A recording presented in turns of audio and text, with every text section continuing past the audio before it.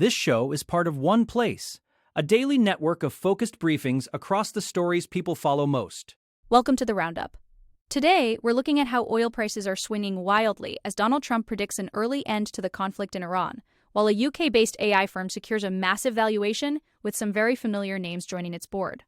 We'll explore the new trend in Silicon Valley where engineers are being paid in AI tokens, and why rival tech giants are actually siding with Anthropic in its $5 billion legal battle with the Pentagon. We also have the latest on the UK's inflation warning from Chancellor Rachel Reeves, Nigel Farage's new six-figure investment into a Bitcoin venture, and why millions of households in England are about to see their water bills climb even higher.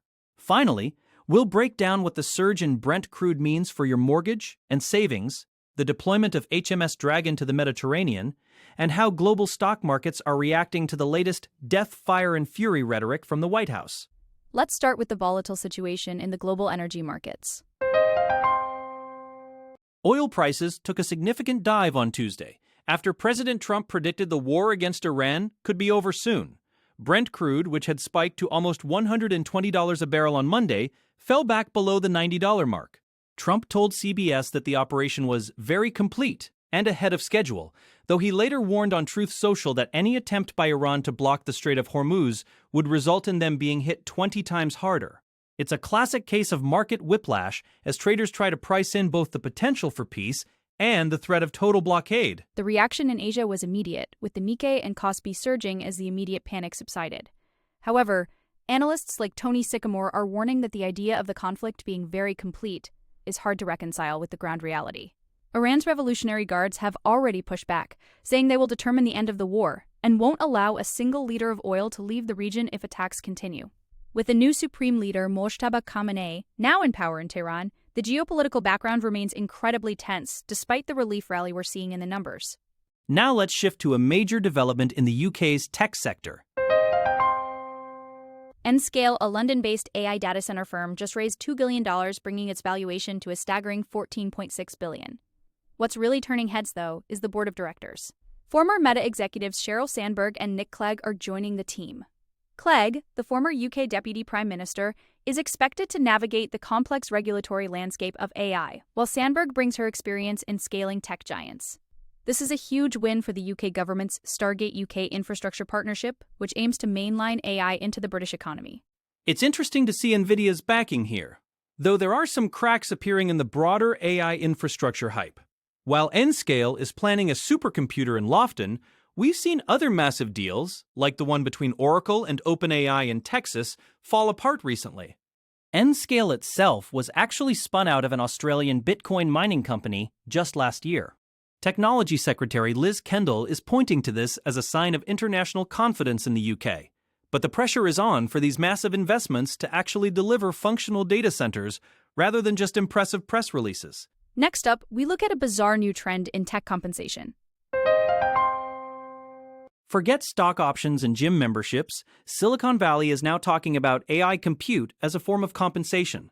As generative AI becomes essential for coding, access to the processing power needed to run these models, known as inference, is becoming a scarce resource. Engineering leads at OpenAI are reporting that job candidates are now asking for dedicated token budgets during interviews. The idea is that if you don't have the compute power to use tools like Codex or Copilot, your productivity will lag behind your peers, effectively hurting your career prospects and future earning potential. It's a fascinating shift for CFOs, too. If an engineer's salary is $375,000, adding $100,000 in annual inference costs brings the fully loaded cost to nearly $500,000. Some analysts are predicting that by 2026, engineers will literally be paid in tokens. It changes the ROI calculation entirely. If you're burning $100,000 in compute, you'd better be significantly more productive. It's no longer just about how many hours you work, but how much compute per dollar you can generate in terms of output.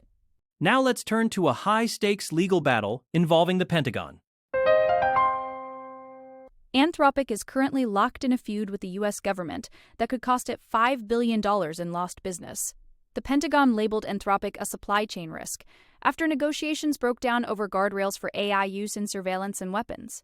In a rare show of industry solidarity, more than 30 researchers from rivals like OpenAI and Google have signed an amicus brief supporting Anthropic. They argue that punishing a leading US AI firm this way harms national competitiveness. Even Sam Altman has come out saying this designation is bad for the country, despite OpenAI picking up the contract Anthropic lost. The financial stakes are dire for Anthropic. Their CFO, Krishna Rao, stated that hundreds of millions in revenue are at risk this year alone, and the total fallout could hit $5 billion, which is basically all the revenue they've made since 2000-2003. Partners are reportedly getting cold feet, demanding escape clauses or canceling meetings because they're afraid of being associated with a company the government has blacklisted. They're heading to court in San Francisco this Friday to seek an order that would let them keep working while the legal case plays out. But the damage to their reputation in the defense sector is already substantial. Moving back to the UK, where the economic forecast is looking a bit cloudy. Chancellor Rachel Reeves has warned that the war in the Middle East is likely to drive UK inflation higher. While she's resisting calls to scrap a planned 5% rise in fuel duty, she did mention that the government is ready to release international oil reserves if things get worse. The real concern right now is for the 1.5 million households that are off the gas grid. These families rely on heating oil, which isn't protected by the energy price cap. Some rural areas have already seen heating oil prices jump by over 100% in just a few days, putting thousands of families at risk of fuel poverty. It's a political tightrope for the Labour government. While they're blaming the global shock on external factors, the Conservatives are forcing a vote on the fuel duty rise, trying to paint it as a Trump-made cost of living crisis that the UK isn't doing enough to mitigate. Reeves is trying to be firm, telling petrol station bosses she won't tolerate price gouging. But with 74% of the public expecting a negative impact on their finances, the pressure to provide direct relief is only going to grow. The Chancellor is banking on a rapid de-escalation in the Middle East as the best form of economic protection. Next, we have some interesting news from the intersection of politics and crypto. Nigel Farage has just invested £215,000 into Kwasi Kwarteng's Bitcoin firm, Stack BTC. This is a significant move that aligns the Reform UK leader even closer with the cryptocurrency sector. Farage has long been an advocate for digital currencies, even suggesting that people should be able to pay their taxes in crypto. Stack BTC's strategy is quite unique. They accumulate Bitcoin while buying up profit-making businesses and reinvesting those gains back into the cryptocurrency. Following the news of Farage's investment, the company's shares on the Aquis exchange jumped by 67%. It's quite the pairing. The leader of Reform UK and the former Chancellor, whose mini-budget became a symbol of market chaos. Kwarteng is the executive chair of the firm, and with Farage now holding a 6% stake, they are clearly betting big on the UK becoming a global hub for crypto. However, it's worth noting that Bitcoin has been struggling lately, falling about 23% this year due to geopolitical tensions and uncertainty over US trade tariffs.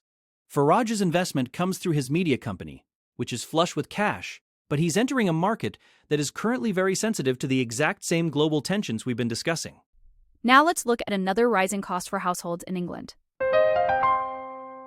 Water bills are set to rise even further than initially expected. 5 major water companies, including Anglian and Southern Water, appealed to the competition regulator, and they've been granted permission to hike bills by an extra 2.2% on average. This is on top of the massive 24% increase already greenlit by the watchdog Ofwat. The companies argue they need the extra cash to upgrade their aging infrastructure. But for the 14 million customers affected, it's a bitter pill to swallow, especially given the ongoing public anger over sewage spills and environmental pollution.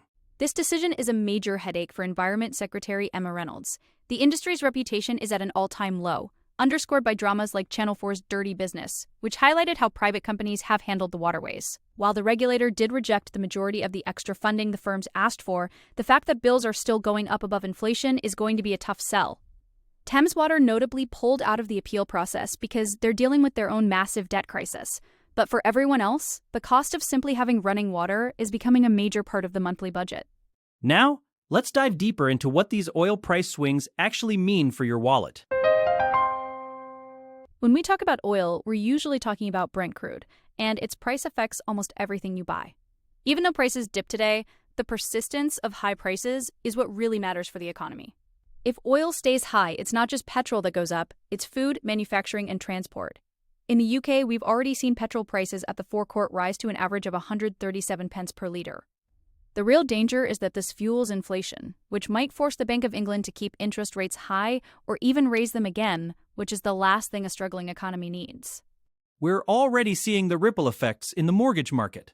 Lenders like NatWest, HSBC, and Nationwide have already started raising rates on their fixed-term deals in anticipation of higher inflation. It's a double-edged sword, though, because while borrowers are hurting, savers are finally seeing some competitive deals for easy-access accounts and ISAs. The advice for investors right now is not to panic. Market drops are normal during geopolitical crises. Unless you're right on the verge of retirement, selling off your pension funds now would just lock in those losses. It's a time for steady nerves while the energy market finds its new floor. Next, we examine the UK's military and political response to the crisis.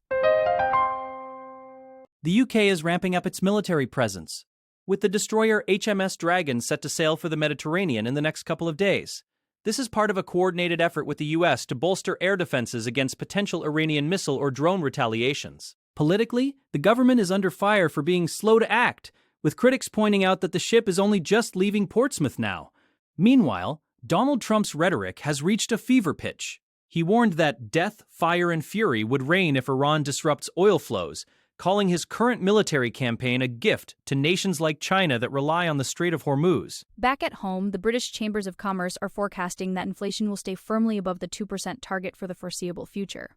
Prime Minister Keir Starmer has admitted that a prolonged war will affect the lives and households of everybody. It's a grim outlook, especially with the U.S. withdrawing non-essential staff from Saudi Arabia and the U.K. pulling the families of embassy staff out of the UAE. It feels like the government is trying to prepare the public for a long-term economic hit, even as Trump claims the whole excursion is nearly over. The disconnect between the White House and the reality on the ground is stark. Finally, let's look at how the markets are closing out the day. There was a definite relief rally today after Trump's Miami speech where he called the war a little excursion that succeeded faster than expected. European stock markets followed Asia's lead, with the FTSE 100 opening higher. Interestingly, the UK housebuilder Persimmon was one of the top performers, with shares jumping 10% after reporting strong annual sales. However, analysts are warning that this optimism might be premature. If the conflict isn't as complete as Trump claims, the resulting inflation could lead to interest rate hikes that would immediately dampen the housing market's recovery and impact mortgage affordability once again. Consumer confidence is already taking a hit. Barclays found that 8 in 10 Brits are worried the war will push up inflation, and card spending was already sluggish in February. People are already cutting back on essentials and looking for discounts. While natural gas prices also fell today, they are still 25% higher than before the conflict began. The big question for the rest of the week is whether shipping through the Strait of Hormuz actually resumes. Until tankers are moving freely again, the relief we're seeing in the markets might just be a temporary pause in a much larger storm. That's all for today's roundup. It's a complex picture of global conflict meeting local kitchen table economics, and we'll be here to track how it develops. Make sure to follow the show so you don't miss our next daily briefing. We'll see you tomorrow.